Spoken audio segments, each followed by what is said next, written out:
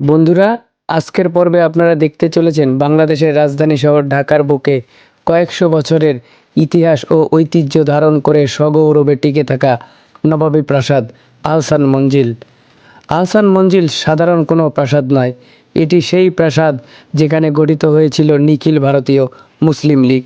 আজকের ভিডিওতে আমি আপনাদের দেখাবো বাংলাদেশের সবচেয়ে রাজকীয় প্রাসাদ আহসান মঞ্জিলের কোথায় কি আছে।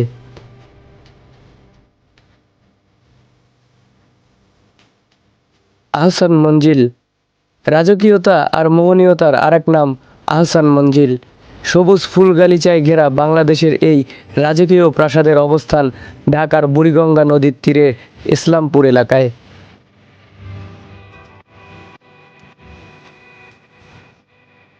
আহসান মঞ্জিলের সবচেয়ে বড় আকর্ষণ এর সমৃদ্ধ সংগ্রহশালা। সর্বমোট 4077টি নিদর্শন রয়েছে আহসান মঞ্জিলের 23টি কক্ষে।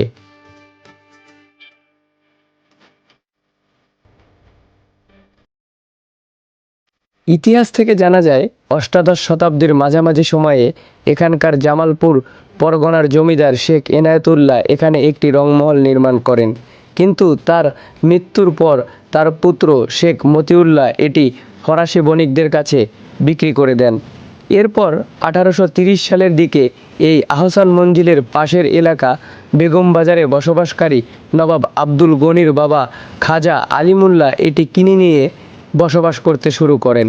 তবে আরও 29 বছর পর 1859 সালে খাজা আব্দুল গনি মার্কিন ইউরোপীয় প্রকৌশলী প্রতিষ্ঠানের মাধ্যমে পুরনো প্রাসাদের পাশে নতুন করে এই প্রাসাদটি নির্মাণ করেন।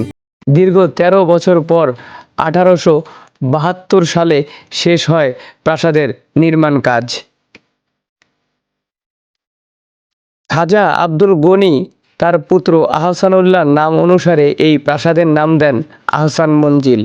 ওই সময় নবনির্মিত এই প্রাসাদ ভবনটির রংমহল ও পুরাতন ভবনটি অন্দরমহল নামে পরিচিত ছিল, আর দুই প্রাসাদের মাঝে আন্তঃযোগাযোগ স্থাপন করতে প্রাসাদের দোতলায় নির্মাণ করা হয় পথচারী সেতু।